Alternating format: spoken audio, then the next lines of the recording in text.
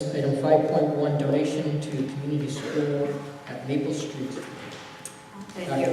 Thank you very much, Mr. Poole. Dr. Casal was unable to be here this evening because of the change in the evening, the meeting date. So I will act on her behalf.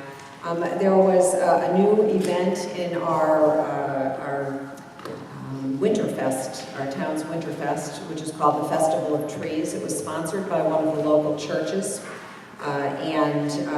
There were 9 decorated trees that were in town hall around the mayor's office. Different people sponsored the trees, decorated them, and paid money to do so. And so a total of $445 was raised with this event, and they would like to donate it to the Maple Street Community School, which I think is a marvelous choice. And so we're quite delighted, and Dr. Casal would be absolutely delighted if the board would accept this donation. Thank you. I'd entertain a motion for board members to accept Ms. Bush. Yes, I'd like to make a motion that the Board of Education approve the donation of the proceeds in the amount of $445 from the Festival of Trees to the Maple Street School, Community School. And I'd also like to say I did visit that, and it was quite a nice thing to see during the holidays. Thank you. I have a motion. Do I have a second on that motion? Ms. Goldich. I have a second on the motion. Is there any discussion or debate on the motion? Seeing none, I'm going to call the motion to a vote by a show of hands. All in favor? And that motion is unanimous.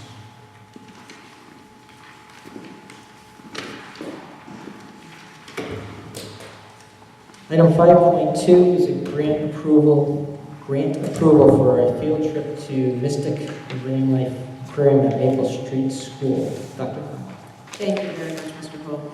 A teacher, Ms. Brown at Maple Street School, has written a grant for $700 to take the entire 2nd grade to Mystic Aquarium. She's been notified that this grant has been approved, and so now she needs your approval to accept the grant. Next time she'll ask the board before she writes the grant. But we have these opportunities come forward to teachers, sometimes in the mail and by email, and they certainly want to take advantage of them, and we're very grateful that they put in the effort to apply for these grants as well. But I would ask, and Dr. Casal would as well, that you accept the grant, please. Thank you. Board members accept the motion. Ms. Fisher. I move that the Vernon Board of Education approve the $700 grant from Scholarship America to Maple Street School for a field trip to Mystic Aquarium. I have a motion. Do I have a second on the motion? Ms. Bush. Second. I have a motion and a second. Is there any discussion on the motion? Seeing none, I'm going to call that motion to a vote by a show of hands. All in favor? And that's unanimous. Thank you. Moving along, item 5.3, presentation by Rockville High School and Vernon Center Middle School on the Advisor-Advisee Program. Conway? Thank you very much. We have representatives from both Rockville High School and Vernon Center Middle School. Both buildings, school communities did start an Advisor-Advisee program. It's essentially a program where one adult is meeting with a small group of students for the purpose of personalizing their education and making connections with those students. So I will turn this over. They do have a PowerPoint, which means that a couple of us have to turn around, because I don't think we have that. In your packet, you had the list of activities from the high school, and you also had a survey that the high school had done with their students. And I think the high school will be elaborating that. Thank you very much. So, would the high school like to start?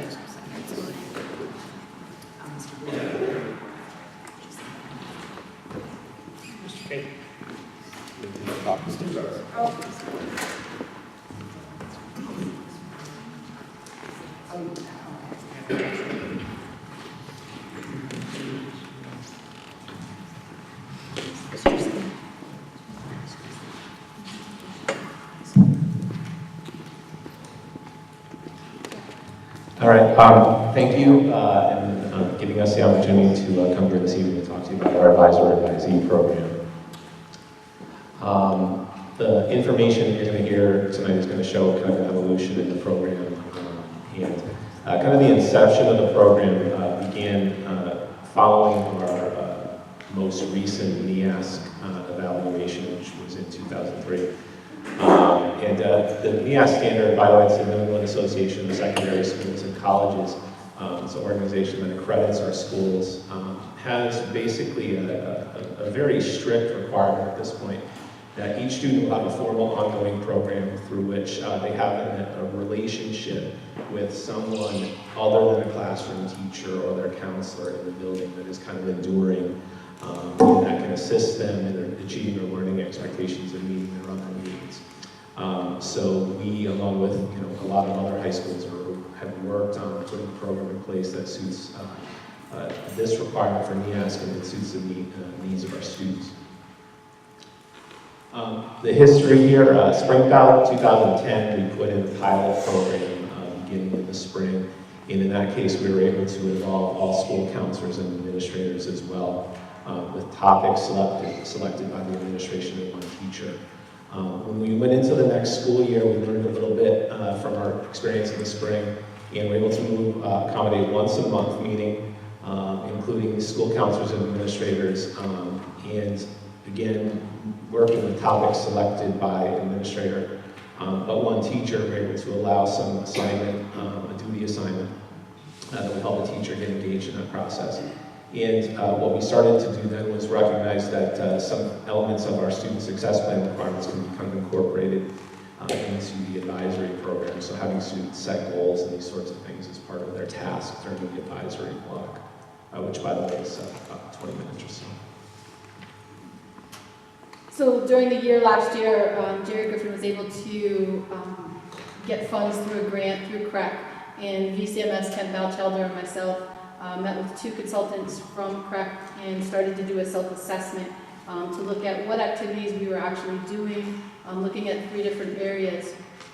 And we decided in talking with them that advisory was the avenue to possibly implement the student success plan, because it was a way to reach all students at one time. So through that grant, we established a team of teachers, VCMS and the high school, and we met during the summer. So we set up a June workshop, and those 2 consultants from CREC actually gave a presentation on the student success plan, and so that we could decide what topics we were going to do, because it's also a middle school, high school plan, so we wanted a vertical alignment. So as you know, with the student success plan, this was actually the bill that came down, stating that we were to have a student success plan for each student enrolled in a public school beginning in grade 6, and such student success plan shall include a student's career and academic choices in grades 6 through 12, and be inclusive. There's a lot of different things that they were talking about. They break them down into 3 areas, and I think that was one of the reasons that the school counseling departments were kind of looked at as the SSP avenue, because of it being academic, social, emotional, physical, or career oriented. So we looked at different activities that we were already implementing, already doing around school, and looking how it applied to the SSP, and then decided what our next steps were going to be. This is that self-assessment. I know it's a little bit hard to read, but you can see the breakdown of different things. What things are we doing? What weren't we doing? Where could we do it? And seeing how it was going to fit in, and possibly with advisory. So over the summer, 8 teachers met from RHS, and we divided up with 2 teachers per grade level, and the CREC consultants spoke to us about other advisory programs that are successful across the country. Together as a group, we reviewed potential lists of topics, things that we felt were important for all of our students to learn, and we established a schedule together. Then we broke up by grade level and developed activity plans, and once all of the activities were organized, we developed them into notebooks for each grade level. We do have a copy of each of those notebooks here that we could leave for you to look at. There's one for each grade level. This is a list of a couple of the topics that we found to be important. They're not, for example, PSAT preparation, that wouldn't be for seniors, that would be for juniors and sophomores.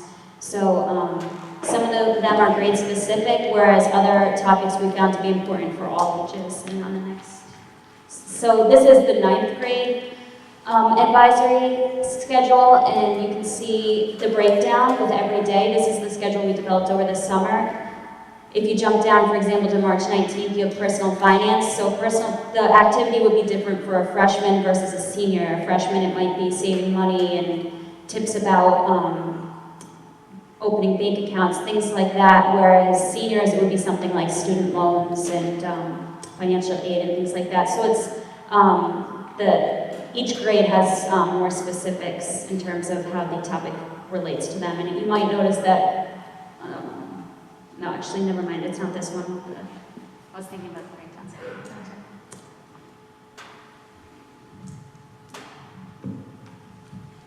Okay, you can see the ratio of students to advisors in our program. We were able to keep a very comfortable number to kind of promote the development of a real relationship over an extended period of time between the faculty member and the students. And the goal is to have the same faculty member stay with the students for their 4 years, so they have some continuity to that experience. The relationships, I think some of us have already seen those relationships start to form with our groups in just the brief time that we've been doing this. One of the things to point out on this slide is you notice that the administrators and school counselors were removed from being an actual advisor, but we do go into the advisory rooms to do presentations. So for example, in September, we went into all of the senior advisories to talk about college preparation and the plan and the calendar and how it was going to work. So we're still working and doing things during advisory, we just don't have our own group of kids. And then this year we started with the present freshmen to actually do it by counselor, so that as they roll through, I will go to a particular advisory and it will be my students on my caseload to help build that relationship as well. And we began the year actually with the intention of doing weekly meetings when our time schedule is there, and we made a change to go to 2 times per month in October as a result of a contractual issue.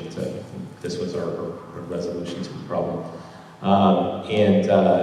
We have to kind of shift in our topics and dates to accommodate that schedule, but we've been able to try to keep things timely, and appropriate to the grade level given the shift in the schedule. So one of the parts through the grant, they did ask that we do a pre-post survey to look at the function of advisory. So we began with the pre-survey that was given in September. You have a copy of the actual results. These are just pretty slides that kind of stand out a little bit for you to see. So we asked the students, do they feel that the advisory program will help them academically, personally and socially, or with their future career plans. So you can see the agree, disagree, pretty close in some of these areas, which I think in a way is good because you want to see in the post how they felt at the end of the year. Did it have an impact in a particular area for them or not? So that will help us learn as well. This question asks them how many adults do they feel they are in the building that they can talk to about those particular things. And you can see the greatest number there is 1 to 3 at least. We broke it down 0, 1 to 3, 4 to 6, and then 7 plus. We wanted to know if they had a connection to their advisor. This isn't a great slide to know, but again, to remember it's a pre-survey. It's what happened at the beginning of the year. Do they feel they already have a connection with them? So we're hoping that this would be a complete change and a flip of the chart in June. And then we want to know, do they have a connection with the students in the advisor that they have? Are they making that connection? And you see there's a big difference. They have a huge connection with the students, which makes a lot of sense. And the last one, do they think it's a good use of time? Almost completely half and half. So again, hoping that that's going to show a big shift when we do a post-survey in June.